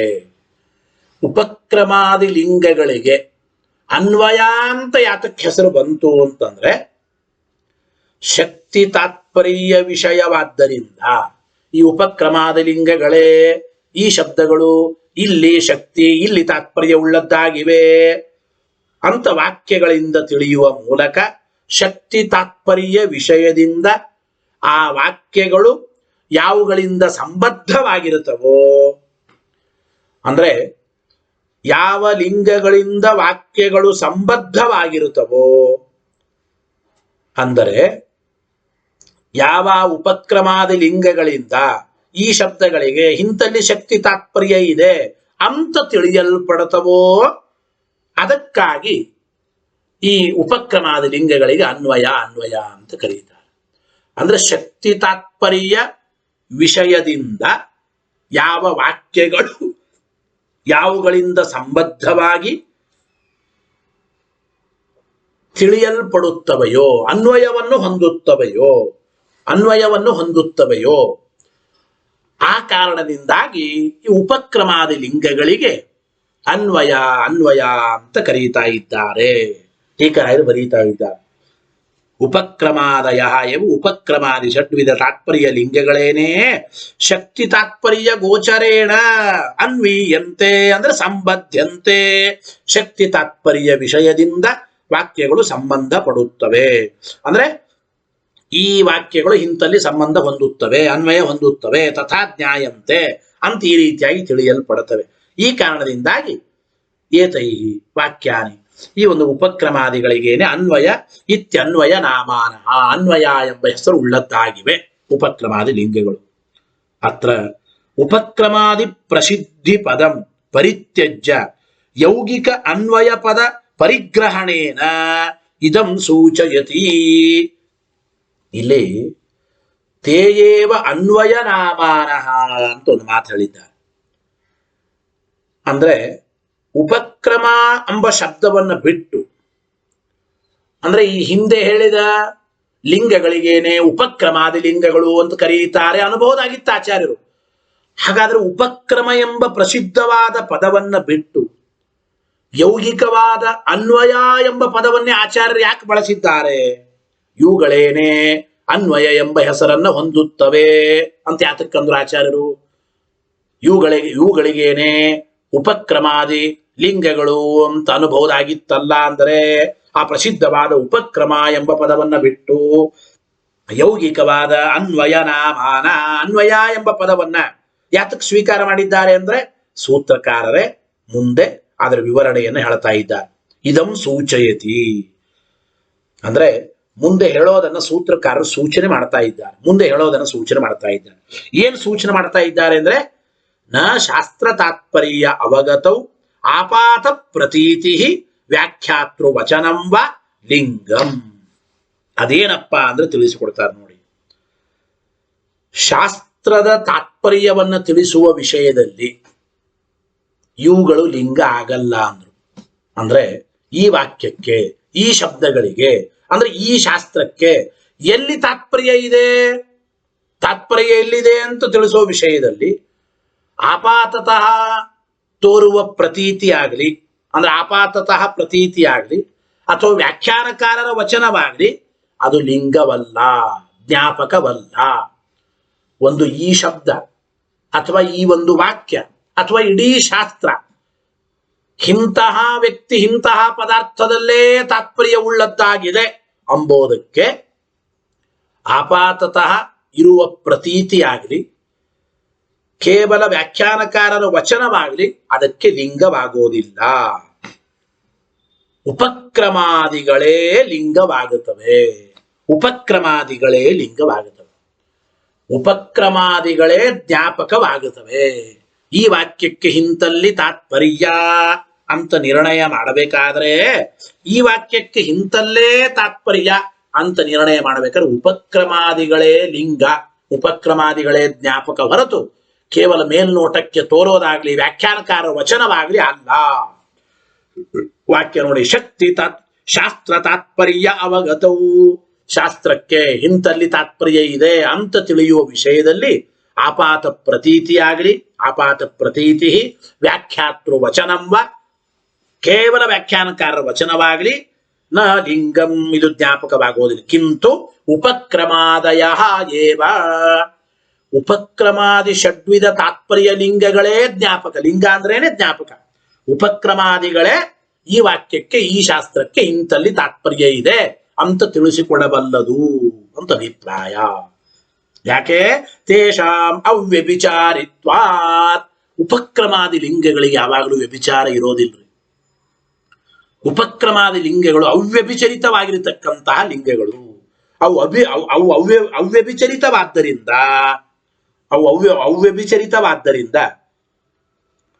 ಗೊತ್ತಾಯ್ತೋ ಇಲ್ಲೋ, ಅವ್ಯಭಿಚರಿತವಾದ್ದರಿಂದ ಆ ಉಪಕ್ರಮಾದಿ ಲಿಂಗಗಳೇ ಶಾಸ್ತ್ರಕ್ಕೆ ಎಲ್ಲಿ ತಾತ್ಪರ್ಯ ಇದೆ ಅಂತ ಸರಿಯಾಗಿ ತಿಳಿಸಿಕೊಡತಕ್ಕಂಥವುಗಳು ಹೊರತು ಕೇವಲ ಈ ಆಪಾತತಃ ತೋರುವ ಪ್ರತೀತಿಯಾಗಲಿ ವ್ಯಾಖ್ಯಾನಕಾರರ ವಚನವಾಗಲಿ ಶಾಸ್ತ್ರಕ್ಕೆ ಎಲ್ಲಿ ತಾತ್ಪರ್ಯ ಇದೆ ಅಂತ ತಿಳಿಸಿಕೊಡೋದಿಲ್ಲ. ಬರೀತಾರೆ, ಪ್ರತೀತಿ ವ್ಯಾಖ್ಯಾನ ಯೋಸ್ತು ವ್ಯಭಿಚಾರಿತ್ವಾತ್. ಕೇವಲ ಆಪಾತತಃ ತೋರುವ ಪ್ರತೀತಿ ವ್ಯಾಖ್ಯಾನಕಾರರ ವಚನಗಳಿಗೆ ವ್ಯಭಿಚಾರ ಇದೆ ಅಂತ ಅಭಿಪ್ರಾಯ. ಇನ್ನು ಯತ್ರಾಪಿ ಪ್ರತೀತಿ ವ್ಯಾಖ್ಯಾನೆ ನ ವ್ಯಭಿಚಾರ ತತ್ರಾಪಿ ಉಪಕ್ರಮಾದ್ಯನುಸಂಧಾನ ಪೂರ್ವಕತ್ವೇ ನೈವ ನತು ಸ್ವತಃ. ಇದ್ರ ಮೇಲೆ ಪ್ರಶ್ನೆ ಮಾಡಬಹುದು. ಕೆಲವು ಸ್ಥಳಗಳಲ್ಲಿ ಪ್ರತೀತಿ ಮತ್ತು ವ್ಯಾಖ್ಯಾನಗಳಿಗೆ ವ್ಯಭಿಚಾರ ಇಲ್ರೇ, ಹಾಗಾದ್ರೆ ಆ ಪ್ರತೀತಿ ಮತ್ತು ವ್ಯಾಖ್ಯಾನಗಳು ಹೇಳಿದ್ದನ್ನೇ ಒಪ್ಪಬೇಕಾ? ನೀವೇನಂದ್ರಿ? ಆಪಾತತಃ ತೋರುವ ಪ್ರತೀತಿ ಮತ್ತು ವ್ಯಾಖ್ಯಾನಕಾರರ ವಚನಗಳು ಇವು ವ್ಯಭಿಚರಿತವಾಗಿವೆ. ಅಂದ್ರೆ ಕೆಲವು ಸಲ ಅವರು ಹೇಳಿದ್ದು ಸುಳ್ಳಾಗಿದೆ, ತೋರಿದ್ದು ಸುಳ್ಳಾಗಿದೆ. ಆದ್ದರಿಂದ ಆಪಾತತಃ ಪ್ರತೀತಿ, ವ್ಯಾಖ್ಯಾನಕಾರರ ವಚನ ಇವುಗಳು ತಾತ್ಪರ್ಯ ಎಲ್ಲಿದೆ ಅಂತ ನಿರ್ಣಯ ಮಾಡೋದಕ್ಕೆ ಸಮರ್ಥವಾಗೋದಿಲ್ಲ, ವ್ಯಭಿಚರಿತವಾದ್ದರಿಂದ. ಅಂದ್ರೆ ಹಾಗಾದ್ರೆ ಇದ್ರ ಮೇಲೆ ಪ್ರಶ್ನೆ. ಕೆಲವು ಕಡೆ ತೋರಿದ್ದೇ ಸತ್ಯವಾಗಿರ್ತದಲ್ಲ, ವ್ಯಭಿಚಾರ ಇರೋದಿಲ್ಲ. ವ್ಯಾಖ್ಯಾನಕಾರರ ವಚನ ಅವ್ರು ಹೇಳಿದ್ದೇ ಸರಿ ಅಂತ ಆಗಿರ್ತದೆ, ಕೆಲವು ಕಡೆ ವ್ಯಭಿಚಾರ ಇರೋದಿಲ್ಲಲ್ಲ, ಅಲ್ಲೇನು ಮಾಡಬೇಕು ಅಂದರೆ, ಹೌದು, ಯಾವ ಸ್ಥಳದಲ್ಲಿ ಪ್ರತೀತಿ ಮತ್ತು ವ್ಯಾಖ್ಯಾನಗಳಿಗೆ ವ್ಯಭಿಚಾರ ಇಲ್ಲವೋ ಅಲ್ಲಿಯೂ ಕೂಡ ಉಪಕ್ರಮಾದಿ ಲಿಂಗಗಳ ಅನುಸಂಧಾನ ಪೂರ್ವಕವಾಗಿಯೇ ಅವುಗಳಿಗೆ ವ್ಯಭಿಚಾರ ಇರೋದಿಲ್ಲ. ಹೊರತು ಸ್ವಾಭಾವಿಕವಾಗಿ ಪ್ರತೀತಿ ಮತ್ತು ವ್ಯಾಖ್ಯಾನಕಾರರ ವಚನಗಳು ಅವ್ಯಭಿಚರಿತ ಅಂತಲ್ಲ. ಗೊತ್ತಾಯ್ತೋ ಇಲ್ಲ? ಆಪಾತತಃ ತೋರುವ ಪ್ರತೀತಿ ವ್ಯಾಖ್ಯಾನಕಾರರ ವಚನಕ್ಕೆ ಸ್ವಾಭಾವಿಕವಾಗಿ ಅವುಗಳು ಅವ್ಯಭಿಚರಿತ ಅಂತ ಹೇಳಲಿಕ್ಕೆ ಬರಲ್ಲ. ಕೆಲವು ಕಡೆ ಅವ್ಯಭಿಚರಿತವಾದ ಸ್ಥಳದಲ್ಲಿ ಏನು ಮಾಡಬೇಕು ಅಂದ್ರೆ, ಉಪಕ್ರಮಾದಿ ಷಡ್ವಿಧ ತಾತ್ಪರ್ಯ ಲಿಂಗಗಳ ಅನುಸಂಧಾನ ಪೂರ್ವಕವಾಗಿಯೇ ಆ ಸಂದರ್ಭದಲ್ಲಿ ವ್ಯಭಿಚಾರ ಬಂದಿಲ್ಲ. ಹೊರತು ಸ್ವಾಭಾವಿಕವಾಗಿ ಅವುಗಳನ್ನ ಅವ್ಯಭಿಚರಿತ ಅಂತ ನಾವು ಹೇಳೋದಿಲ್ಲ. ಸ್ವಾಭಾವಿಕವಾಗಿ ಅವುಗಳನ್ನ ನಾವು ಅವ್ಯಭಿಚರಿತ ಅಂತ ಹೇಳೋದಿಲ್ಲ ಎಂಬ ಮಾತನ್ನ ತಿಳಿಸಿಕೊಡ್ತಾ ಇದ್ದಾರೆ. ಆದ್ದರಿಂದ ಅತಃ ಉಪಜೀವ್ಯತ್ವಾತ್ ಉಪಕ್ರಮಾದೀನಾಮೇವ ತಾತ್ಪರ್ಯ ಲಿಂಗತ್ವಮಿತಿ. ಆದ್ದರಿಂದ ಉಪಕ್ರಮಾದಿ ಷಡ್ವಿಧ ತಾತ್ಪರ್ಯ ಲಿಂಗಗಳಿಗೆ ಉಪಜೀವ್ಯತ್ವ ಇದೆ. ಉಪಜೀವ್ಯತ್ವ ಅಂದ್ರೆ ಅವು ಪ್ರಧಾನ, ಉಪಜೀವಕ ಅಲ್ಲ. ಅಂದ್ರೆ ಉಪಕ್ರಮಾದಿ ಲಿಂಗಗಳನ್ನ ಉಪಜೀವಿಸಿಕೊಂಡೇನೆ ಪ್ರತೀತಿಯಾಗಲಿ ವ್ಯಾಖ್ಯಾನಕಾರ ವಚನವಾಗಲಿ ಒಂದು ವಿಷಯವನ್ನು ಹೇಳಬೇಕು. ಗೊತ್ತಾಯಿತೋ ಇಲ್ಲ? ಸ್ವಾಭಾವಿಕವಾಗಿ ಯಾವುದೂ ಕೂಡ ಅವ್ಯಭಿಚರಿತವಾಗಿ ಇಂತಹ ತಾತ್ಪರ್ಯ ಇಲ್ಲಿದೆ ಈ ವಾಕ್ಯಗಳಿಗೆ ಅಂತ ಹೇಳೋದಕ್ಕೆ ಸಾಧ್ಯವಿಲ್ಲ. ಹಾಗಾದ್ರೆ ಉಪಕ್ರಮಾದಿಗಳು ಉಪಜೀವ್ಯವಾದ್ದರಿಂದ ಆ ಉಪಕ್ರಮಾದಿಗಳೇ ನಿಜವಾಗಲೂ ಷಡ್ವಿಧ ತಾತ್ಪರ್ಯ ಲಿಂಗಗಳು ಅಂತ ಕರೆಸಿಕೊಳ್ಳುತ್ತವೆ. ಉಪಕ್ರಮಾದಿಗಳನ್ನೇ ತಾತ್ಪರ್ಯ ಲಿಂಗಗಳು ಅಂತ ಕರೆಯಬಹುದು. ಈ ವಿಚಾರವನ್ನೇ ಆಚಾರ್ಯರು ತೇಯೇವಾನ್ವಯ ನಾಮಾನಃ, ತೇಯೇವ ಉಪಕ್ರಮಾದಿಗಳೇ ಅನ್ವಯ ನಾಮಾನಃ, ಯಾವ ವಾಕ್ಯ ಯಾವ ಶಾಸ್ತ್ರಕ್ಕೆ ಎಲ್ಲಿ ತಾತ್ಪರ್ಯ ಇದೆ ಅಂತ ತಿಳಿಸಿಕೊಡುವ ಜ್ಞಾಪಕವಾದ ಅನ್ವಯಗಳು ಆಗಿವೆ. ಅನ್ವಯ ಎಂಬ ಹೆಸರು ಉಳ್ಳದ್ದಾಗಿದೆ. ಅಂದ್ರೆ ಆ ಉಪಕ್ರಮಾದಿಗಳೇನೆ ನಿಜವಾಗಲೂ ಅವುಗಳು ಅನ್ವಯ ಎಂಬ ಹೆಸರುಳ್ಳದ್ದಾಗಿವೆ. ಅಂದ್ರೆ ಜ್ಞಾಪಕವಾಗಿವೆ. ನಿಜವಾಗಲೂ ತಾತ್ಪರ್ಯ ಲಿಂಗಗಳು ಅಂದ್ರೆ ಉಪಕ್ರಮಾದಿ ಆರುಗಳಿಗೇನೆ ಷಡ್ವಿಧ ತಾತ್ಪರ್ಯ ಲಿಂಗಗಳು ಅಂತ ನಾವು ಕರೆಯಬೇಕು ಅಂತ ಇಷ್ಟ ಅಭಿಪ್ರಾಯ ಆಯಿತು. ಇದಾದ ಮೇಲೆ ಸೂತ್ರವಾಕ್ಯಂ ಯೋಜಯತಿ, ಮುಂದಿನ ಅನುವ್ಯಾಖ್ಯಾನ ಶ್ಲೋಕದಿಂದ ಆಚಾರ್ಯರು ಓಂ ತತ್ವ ಸಮನ್ವಯಾತೋ, ಈ ಸೂತ್ರದ ಅನ್ವಯ ಹೇಗೆ, ಈ ಸೂತ್ರವನ್ನು ಹೇಗೆ ನಾವು ಅನ್ವಯ ಮಾಡಿಕೊಂಡು ಅರ್ಥ ಮಾಡಿಕೊಳ್ಳಬೇಕು ಅಂದ್ರೆ, ಸೂತ್ರವಾಕ್ಯಂ ಯೋಜಯತಿ ತೈಹಿ ತೇಜೇವಾನ್ವಯ ನಾಮಾನ, ಉಪಕ್ರಮಾದಿಗಳೇ ಅನ್ವಯ ತಾತ್ಪರ್ಯ ಲಿಂಗಗಳು ಅಂತ ಕರೆಸಿಕೊಳ್ತವೆ. ಒಂದು ವಿಚಾರ ಹೇಳಿ. ತೈಹಿ ಆ ಉಪಕ್ರಮಾದಿ ಷಡ್ವಿಧ ತಾತ್ಪರ್ಯ ಲಿಂಗಗಳಿಂದ ಸಮ್ಯಕ್ ಪ್ರವಿಚಾರಿತೆ ಸತೀ, ಚೆನ್ನಾಗಿ ವಿಚಾರ ಮಾಡಿ ನೋಡಲಾಗಿ, ಭಗವಾನ್ ವಿಷ್ಣುರೇವ, ಷಡ್ಗುಣೈಶ್ವರ್ಯ ಸಂಪನ್ನನಾದ ವಿಷ್ಣುವೇ ಸರ್ವಶಾಸ್ತ್ರಸ್ಯ ಮುಖ್ಯಾರ್ಥ, ಸರ್ವಶಾಸ್ತ್ರದ ಮುಖ್ಯಾರ್ಥ, ಸರ್ವಶಾಸ್ತ್ರಗಳು ಆ ವಿಷ್ಣುವಿನಲ್ಲೇ ಮುಖ್ಯ ತಾತ್ಪರ್ಯ ಉಳ್ಳದ್ದಾಗಿವೆ. ನ ಅಪರಹ, ಯಾವ ಇನ್ನೊಂದು ವಸ್ತು ಅಲ್ಲ ಅಂತ ಅಭಿಪ್ರಾಯ. ಇಷ್ಟು ಶ್ಲೋಕಾರ್ಥ. ಟೀಕಾರ ವಿವರಣೆ ನೋಡಿ.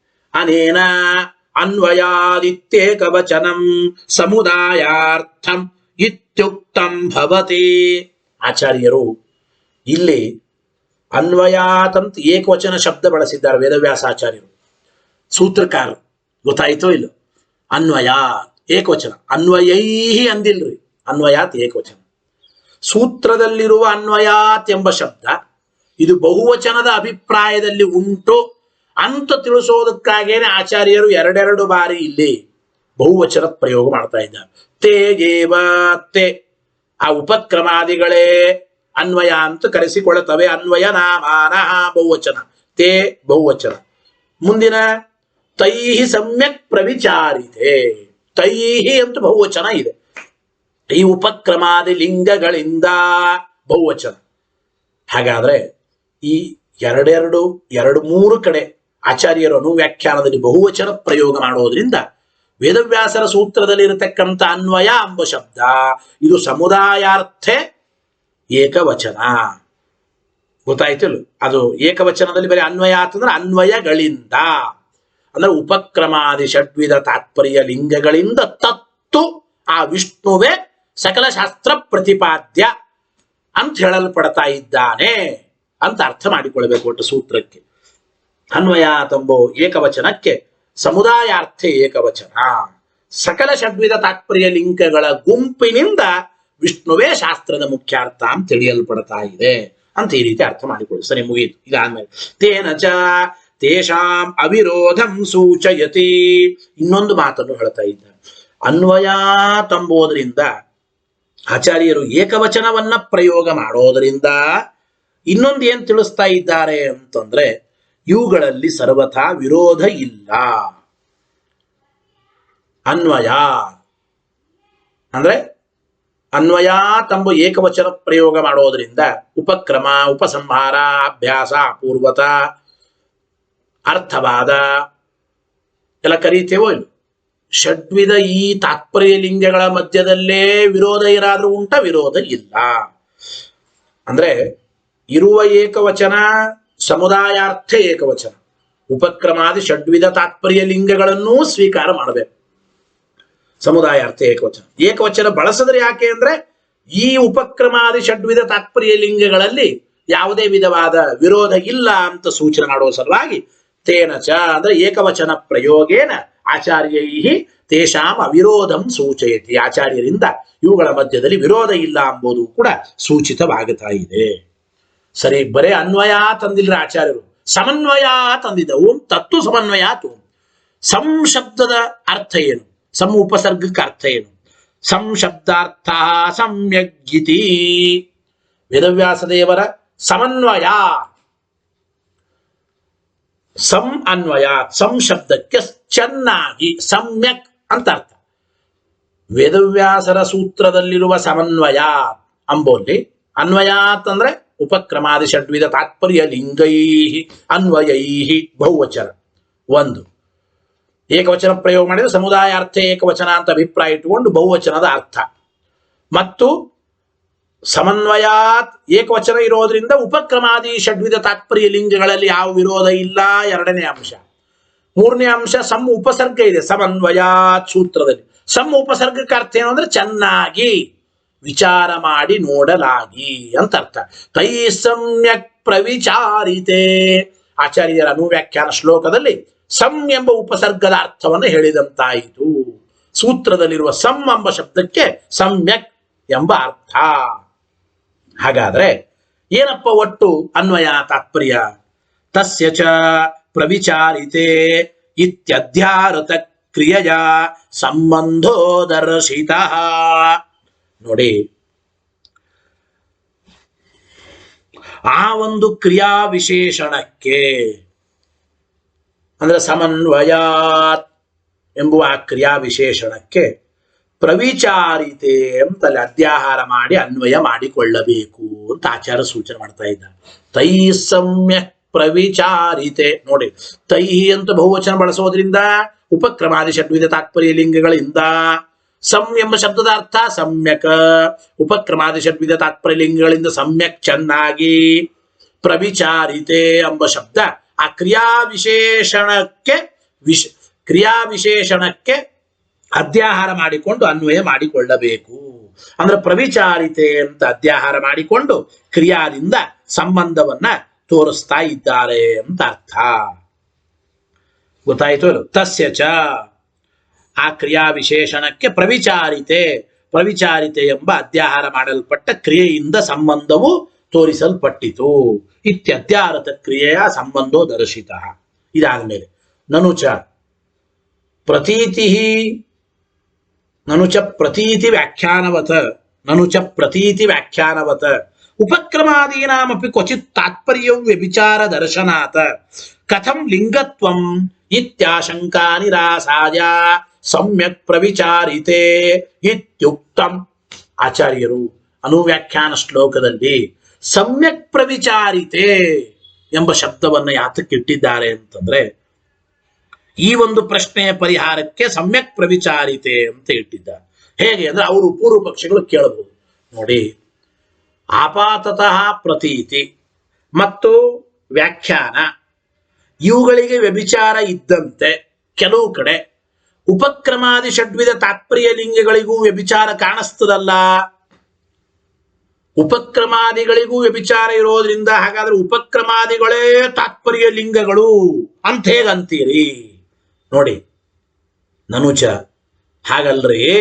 ಪ್ರತೀತಿ ವ್ಯಾಖ್ಯಾನವತ ಅಪಾತತಃ ತೋರುವ ಪ್ರತೀತಿ ಮತ್ತು ವ್ಯಾಖ್ಯಾನಗಳಂತೆ ಉಪಕ್ರಮಾದಿಗಳಿಗೂ ಕೂಡ ಕ್ವಚಿತ್ ತಾತ್ಪರ್ಯ ವ್ಯಭಿಚಾರ ದರ್ಶನಾತ್ ಅವುಗಳು ಹೇಳಿದ ತಾತ್ಪರ್ಯಕ್ಕೆ ವ್ಯಭಿಚಾರ ಕಂಡಿದೆ. ಅಂದ್ಮೇಲೆ ಕಥಂ ಲಿಂಗತ್ವಂ, ಈ ಉಪಕ್ರಮಾದಿಗಳೇ ತಾತ್ಪರ್ಯ ಲಿಂಗಗಳು. ಜ್ಞಾಪಕ ಶಾಸ್ತ್ರಕ್ಕೆ ಎಲ್ಲಿ ತಾತ್ಪರ್ಯ ಇದೆ ಅಂತ ತಿಳಿಸೋದಕ್ಕೆ ಜ್ಞಾಪಕ ಇವು ಅಂತ ಹೇಗಂತ ಇದ್ದೀರಿ?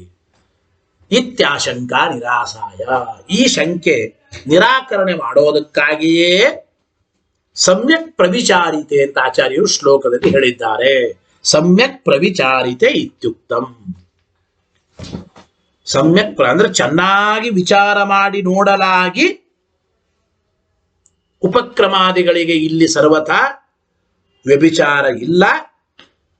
ಆದ್ದರಿಂದ ಉಪಕ್ರಮಾದಿ ಷಡ್ವಿಧ ತಾತ್ಪರ್ಯ ಲಿಂಗಗಳಿಂದ ವಿಷ್ಣುವೇ ಸಕಲ ಶಾಸ್ತ್ರದ ಮುಖ್ಯಾರ್ಥ ಅಂತ ಸಿದ್ಧನಾಗುತ್ತಾನೆ ಅಂತ ಅಭಿಪ್ರಾಯ. ನೋಡಿ, ಉಪಕ್ರಮಾದೀನಾಂ ಶ್ರುತ್ಯಾದೀನಾಂಚ ಸನ್ನಿಕರ್ಷ ವಿಪ್ರಕರ್ಷಾಭ್ಯಾಂ ಸಾವಕಾಶತ್ವಾದಿನಾಚ ಬಲಾಬಲ ನಿಶ್ಚಯ ಪುರಸ್ಸರಂ ವಿರೋಧೆ ಬಲವತಾ ದುರ್ಬಲ ಬಾಧಯ ವಾಕ್ಯಾರ್ಥ ವಿಮರ್ಶ ಸಮ್ಯಕ್ ಪ್ರವಿಚಾರಣಂ. ಉಪಕ್ರಮಾದಿ ಷಡ್ವಿಧ ತಾತ್ಪರ್ಯ ಲಿಂಗಗಳಿಂದ ಚೆನ್ನಾಗಿ ವಿಚಾರ ಮಾಡಿ ನೋಡಿದಾಗ ವಿಷ್ಣುವೇ ಸಕಲ ಶಾಸ್ತ್ರದ ಮುಖ್ಯಾರ್ಥ ಅಂತ ಹೇಳಲ್ಪಡ್ತಾನೆ ಅಂತ ವಿಷಯ ಹೇಳಿದ್ರು. ಸರಿ, ಇಲ್ಲಿ ಉಪಕ್ರಮಾದಿ ಷಡ್ವಿಧ ತಾತ್ಪರ್ಯ ಲಿಂಗಗಳಿಂದ ಚೆನ್ನಾಗಿ ವಿಚಾರ ಮಾಡೋದು ಅಂದ್ರೆ ಅರ್ಥ ಏನು? ಸಮ್ಯಕ್ ಪ್ರವಿಚಾರಣ ಅಂದ್ರೆ ಅರ್ಥ ಏನು? ಚೆನ್ನಾಗಿ ವಿಚಾರ ಮಾಡೋದು ಅಂದ್ರೆ ಅರ್ಥ ಏನ್ರಿ ಅಂತಂದ್ರೆ, ಟೀಕಾರಾಯರು ಅದಕ್ಕೆ ಅರ್ಥ ಬರೆದಿದ್ದಾರೆ ಸುಧಾದಲ್ಲಿ. ಉಪಕ್ರಮಾದಿ ಷಡ್ವಿಧ ತಾತ್ಪರ್ಯ ಲಿಂಗಗಳಿಂದ ಚೆನ್ನಾಗಿ ವಿಚಾರ ಮಾಡೋದು ಅಂದ್ರೆ ಏನರ್ಥ ಗೊತ್ತಾ?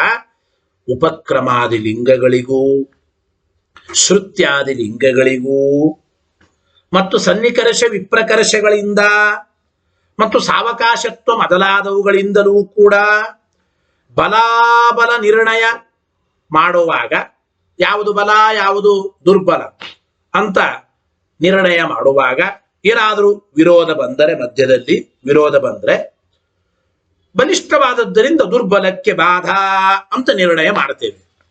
ವಾಕ್ಯ ಓದೀಗ ಉಪಕ್ರಮಾದಿ ಷಡ್ವಿಧ ತಾತ್ಪರ್ಯ ಲಿಂಗಗಳಿಗೆ ಮತ್ತು ಶ್ರುತ್ಯಾದಿಗಳ ಮಧ್ಯದಲ್ಲಿ ಸನ್ನಿಕರ್ಷ ವಿಪ್ರಕರ್ಷಾಭ್ಯಾಂ ಮತ್ತು ಸಾವಕಾಶತ್ವಾದಿಗಳು, ಇದು ಸಾವಕಾಶವಾಗಬಹುದು, ಇದು ನಿರವಕಾಶವಾಗಬಹುದು. ಇದು ಸನ್ನಿಕರ್ಷ ಅಂದ್ರೆ ಹತ್ತಿರದ ವಾಕ್ಯ, ಇದು ವಿಪ್ರಕರ್ಷ ಅಂದ್ರೆ ಎಲ್ಲೋ ದೂರದ ವಾಕ್ಯ. ಈ ರೀತಿ ಸನ್ನಿಕರ್ಷ ಮತ್ತು ವಿಪ್ರಕರ್ಷಗಳಿಂದ ಅಥವಾ ಸಾವಕಾಶತ್ವಾದಿ ಲಿಂಗಗಳಿಂದಲೂ ಯಾವುದು ಬಲ ಯಾವುದು ದುರ್ಬಲ ಅಂದ್ರೆ ಯಾವುದು ಪ್ರಬಲ ಯಾವುದು ದುರ್ಬಲ ಅಂತ ನಿಶ್ಚಯ ಮಾಡೋ ಮುಖಾಂತರ ಈ ಉಪಕ್ರಮಾದಿ ಲಿಂಗಗಳ ಮಧ್ಯದಲ್ಲೇ ಏನಾದರೂ ವಿರೋಧ ಬಂದರೆ ಅವಾಗ ಬಲವತ ದುರ್ಬಲ ಬಾಧಯ ಬಲಿಷ್ಠವಾದದ್ದರಿಂದ ದುರ್ಬಲವಾದದ್ದು ಬಾಧಿತವಾಗುತ್ತದೆ ಅಂತಂಬೋದ್ರಿಂದ ವಾಕ್ಯಾರ್ಥದ ವಿಮರ್ಶೆ ಮಾಡತಕ್ಕಂಥ ವಾಕ್ಯಾರ್ಥ ವಿಮರ್ಶ ಈ ರೀತಿ ಪ್ರಬಲವಾದದ್ದರಿಂದ ದುರ್ಬಲವಾದದ್ದು ಬಾಧಿತವಾಗುತ್ತದೆ ಅಂತ ನಿರ್ಣಯ ಮಾಡಿಕೊಂಡು ಈ ವಾಕ್ಯಕ್ಕೆ ಹೀಗೆ ಅರ್ಥ ಅಂತ ಹೇಳಿ ಆ ವಾಕ್ಯಾರ್ಥದ ವಿಮರ್ಶವನ್ನ ಮಾಡಬೇಕು. ಈ ರೀತಿಯಾಗಿ ವಾಕ್ಯಾರ್ಥದ ವಿಮರ್ಶೆ ಮಾಡತಕ್ಕಂಥದ್ದೇ ಸಮ್ಯಕ್ ಪ್ರವಿಚಾರಣ, ಚೆನ್ನಾಗಿ ವಿಚಾರ ಮಾಡಲ್ಪಡತಕ್ಕಂಥದ್ದು ಎಂಬ ಮಾತನ್ನ ಹೇಳದಂತಾಯಿತು ತೇನ ನ ಉಪಕ್ರಮಾದಿ ಮಾತ್ರಂ ಲಿಂಗ ಮುಚ್ಚತೆ. ಹಾಗಾದ್ರೆ ಏನ್ ಹೇಳದಂಗಾಯ್ತು? ಕೇವಲ ಉಪಕ್ರಮಾದಿಗಳೇ ಲಿಂಗ ಅಂತ ನಾವು ಅನ್ನಲ್ಲ. ಉಪಕ್ರಮಾದಿ ಮಾತ್ರ ಇದು ಲಿಂಗ ಅಂತ ಅನ್ನೋದಿಲ್ಲ. ಅಂದ್ರೆ ಕೇವಲ ಉಪಕ್ರಮ ಅಂದ್ರೆ ಷಡ್ವಿಧ ಉಪಕ್ರಮಾದಿಗಳಾಗಿವೆ, ಆದ್ರಿಂದ ಅವು ತಾತ್ಪರ್ಯ ಜ್ಞಾಪಕ ಅಂತ ನಾವು ಹಿಂಗೆ ಹೇಳಲ್ಲ. ಉಪಕ್ರಮಾದಿ ಮಾತ್ರಗಳು ಲಿಂಗ ಅಂತ ಏನು ಕರೆಸಿಕೊ. ಹಂಗೆ ಹೇಳಿದ್ರೆ ಏನ ವ್ಯಭಿಚಾರ ಉದ್ಭಾವನಂ ಸಂಗಚ್ಚೇತ. ಹಾಗೆ ಹೇಳಿದ್ರೆ ನೀವು ಉಪಕ್ರಮಾದಿಗಳಿಗೂ ವ್ಯಭಿಚಾರ ಉಂಟಲ್ಲ ಅಂತ ಅನ್ಬೋದಾಯಿತು. ಏನ ವ್ಯಭಿಚಾರೋದ್ಭಾವನಂ ಸಂಗಚ್ಚೇತ. ಕಿಂತು ಯಾವ ಉಪಕ್ರಮಾದಿಗಳನ್ನ ನಾವು ತಾತ್ಪರ್ಯ ಲಿಂಗಗಳು ಅಂತ ಕರೆದಿದ್ದೇವೆ, ಯಾವ ಉಪಕ್ರಮಾದಿಗಳನ್ನು ನಾವು ತಾತ್ಪರ್ಯ ಲಿಂಗಗಳು ಅಂತ ಕರೆದಿದ್ದೇವೆ ಅಂದ್ರೆ ಕಿಂತು ಸಮ್ಯಕ್ ಪ್ರವಿಚಾರಣ ಲಕ್ಷಣ ಅವಾಂತರೌ ವ್ಯಾಪಾರೋಪೇತಾಗೇವ ಉಪಕ್ರಮಾದಯ. ಚೆನ್ನಾಗಿ ವಿಚಾರ ಮಾಡಲ್ಪಡತಕ್ಕಂಥದ್ದು ಎಂಬ ಅವಾಂತರವು ವ್ಯಾಪಾರದಿಂದ ಕೂಡಿದ ಉಪಕ್ರಮಾದಿಗಳೇ ತಾತ್ಪರ್ಯ ಲಿಂಗಗಳು ಅಂತ ಕರೆದಿದ್ದೇವೆ. ಕೇವಲ ಉಪಕ್ರಮಾದಿಗಳನ್ನ ತಾತ್ಪರ್ಯ ಲಿಂಗಗಳು ಅಂತ ನಾವು ಕರೆದೇ ಇಲ್ಲ. ಕೇವಲ ಉಪಕ್ರಮಾದಿಗಳೇ ತಾತ್ಪರ್ಯ ಲಿಂಗಗಳು ಅಂದಿದ್ರೆ ಉಪಕ್ರಮಾದಿಗಳಿಗೂ ಕೂಡ ಪ್ರತೀತಿ ವ್ಯಾಖ್ಯಾನಗಳಂತೆ ವ್ಯಭಿಚಾರ ಉಂಟಲ್ಲ. ಪ್ರತೀತಿ ವ್ಯಾಖ್ಯಾನಗಳಂತೆ ಉಪಕ್ರಮಾದಿಗಳಿಗೂ ವ್ಯಭಿಚಾರ ಇರೋದ್ರಿಂದ ಆ ಉಪಕ್ರಮಾದಿಗಳೇ ತಾತ್ಪರ್ಯ ಲಿಂಗಗಳು ಅಂತ ಹೇಗಂತೀರಿ ಅಂತ ಪ್ರಶ್ನೆ ಮಾಡಬಹುದಾಗಿತ್ತು. ನಾವು ಕೇವಲ ಉಪಕ್ರಮಾದಿಗಳನ್ನ ತಾತ್ಪರ್ಯ ಲಿಂಗಗಳು ಅಂದೇ ಇಲ್ಲ. ಚೆನ್ನಾಗಿ ವಿಚಾರ ಮಾಡಲ್ಪಟ್ಟು ಅಂದ್ರೆ ಚೆನ್ನಾಗಿ ವಿಚಾರಣೆ ಮಾಡುವಿಕೆ ಎಂಬ ಅವಾಂತರದ ವ್ಯಾಪಾರದಿಂದ ಕೂಡಿಕೊಂಡ ಉಪಕ್ರಮಾದಿಗಳು. ಚೆನ್ನಾಗಿ ವಿಚಾರ ಮಾಡಲ್ಪಟ್ಟ ಷಡ್ವಿಧ ತಾತ್ಪರ್ಯ ಲಿಂಗಗಳಿಂದ ವಿಷ್ಣುನೇ ಸಕಲ ಶಾಸ್ತ್ರದ ಮುಖ್ಯಾರ್ಥ ಅಂತ ಹೇಳಲ್ಪಟ್ಟಿದ್ದಾನೆ ಅಂತ ಹೀಗೆ ಹೇಳ್ತೀವಿ. ಕೇವಲ ಉಪಕ್ರಮಾದಿಗಳಿಂದ ಸಕಲ ಶಾಸ್ತ್ರ ವಿಷ್ಣುವಿನೇ ತಾತ್ಪರ್ಯ ಉಳ್ಳದ್ದಾಗಿದೆ ಅಂತ ಹಿಂಗೆ ನಾವು ನಿರ್ಣಯ ಮಾಡ್ತಾ ಇಲ್ಲ. ಸಮ್ಯಕ್ ಪ್ರವಿಚಾರಿತೆ ಸತಿ, ಚೆನ್ನಾಗಿ ವಿಚಾರಣೆ ಮಾಡೋದು ಎಂಬ ಅವಾಂತರ ವ್ಯಾಪಾರದಿಂದ ಕೂಡಿಕೊಂಡ ಉಪಕ್ರಮಾದಿ ಷಡ್ವಿಧ ತಾತ್ಪರ್ಯ ಲಿಂಗಗಳೇ ನಿಜವಾಗಲೂ ತಾತ್ಪರ್ಯ ಲಿಂಗಗಳು. ಅವುಗಳಿಂದ ವಿಷ್ಣು ಶಾಸ್ತ್ರದ ಮುಖ್ಯಾರ್ಥ ಅಂತ ನಾವು ನಿರ್ಣಯ ಮಾಡ್ತಾ ಇದ್ದೇವೆ. ನಚತೆ ಕ್ವಚಿತ್ ವ್ಯಭಿಚರಂತಿ ಇತ್ಯುಕ್ತಂ ಭವತಿ. ಆ ಚೆನ್ನಾಗಿ ವಿಚಾರ ಮಾಡಲ್ಪಟ್ಟ ಉಪಕ್ರಮಾದಿ ಲಿಂಗಗಳು ಮಾತ್ರ ಅವುಗಳು ವ್ಯಭಿಚರಿತವಾಗೋದಿಲ್ಲ ಸರ್ವಥಾ. ನಾವು ಚೆನ್ನಾಗಿ ವಿಚಾರ ಮಾಡಿ ನೋಡಿದಾಗ ಅಂತಹ ಉಪಕ್ರಮಾದಿ ಲಿಂಗಗಳಿಗೆ ವ್ಯಭಿಚಾರ ಎಂಬುದು ಬರೋದಿಲ್ಲ ಅಂತ ಅಭಿಪ್ರಾಯ. ಮುಂದಿನ ಪ್ರವಿಚಾರಿತೆ ಸತಿ ಅಂದ್ರೆ ಅರ್ಥ ಏನು, ಆ ಎಲ್ಲ ವಿಚಾರ ಅದು ಮತ್ತೆ ನಾಳಿನ ಪಾಠದಲ್ಲಿ ತಿಳಿಯೋಣ ಅಂತ ಹೇಳ್ತಾ ಹರಯೇ ನಮಃ. ಶ್ರೀಕೃಷ್ಣಾರ್ಪಣಮಸ್ತು. ನಾಳೆ ಆಚಾರ್ಯರ ಪಾಠ ಮಠದಲ್ಲಿ ನೇರವಾಗಿ ಇದ್ರೆ ನಮ್ಮ ಪಾಠವು ನೇರವಾಗಿ ಮಠದಲ್ಲೇ ಇರುತ್ತದೆ. ಹರಯೇ ನಮಃ. ಒಂದು ಪಾಠ ಕೇಳುವ ಜಿಜ್ಞಾಸುಗಳಲ್ಲಿ ಇನ್ನೊಮ್ಮೆ ವಿಜ್ಞಾಪನೆ, ಕೆಲವೊಂದು ಬಾರಿ ಮಠದಲ್ಲಿ ನೆಟ್ವರ್ಕ್ ಪ್ರಾಬ್ಲಮ್ ಆಗ್ತಾ ಇರುತ್ತದೆ. ಯೂಟ್ಯೂಬಿಗೆ ಅದನ್ನ ಕನೆಕ್ಷನ್ ಕೊಟ್ಟು ಲೈವ್ ಪಾಠ ಕೊಡೋದು ಕಷ್ಟ ಆಗ್ತಾ ಇದೆ. ಆದಷ್ಟು ಪ್ರಯತ್ನ ಮಾಡಿ ಒದ್ದಾಡಿ ನಾವು ವ್ಯವಸ್ಥೆ ಮಾಡ್ತಾ ಇರ್ತೇವೆ. ಈಗಿನ ಕೆಲವು ದಿನಗಳಿಂದ ಏನಾಗಿದೆ, ಹೇಗಾದರೂ ಯೂಟ್ಯೂಬಲ್ಲಿ ಬರುತ್ತದೆ ಅಂತ ನೇರವಾಗಿ ಮಠಕ್ಕೆ ಬರುವ ಅನುಕೂಲತೆ ಇದ್ದವರು ಕೂಡ ಮಠಕ್ಕೆ ಬರೋದು ಬಿಡುವ ಪರಿಸ್ಥಿತಿ ಬರ್ತಾ ಇದೆ. ಆದ್ದರಿಂದ ಸರ್ವತಾ ಹಾಗೆ ಮಾಡಬೇಡಿ. ಪ್ರಯತ್ನ ಪೂರ್ವಕವಾಗಿ ಅನುಕೂಲ ಇದ್ದವರು ಆದಷ್ಟರ ಮಟ್ಟಿಗೆ ನೇರವಾಗಿ ಮಠಕ್ಕೆ ಬಂದು ಪಾಠ ಕೇಳಿ, ಎದುರಿಗೇನೆ ಕೇಳಿದ್ರೆ ಪ್ರಶ್ನೋತ್ತರ ರೂಪದ ಇನ್ನೂ ಚೆನ್ನಾಗಿ ಅರ್ಥವಾಗುತ್ತದೆ.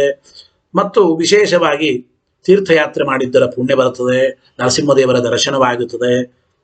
ನೇರವಾಗಿ ಪಾಠ ಕೇಳೋದ್ರ ಒಂದು ಆನಂದ ಬೇರೆ.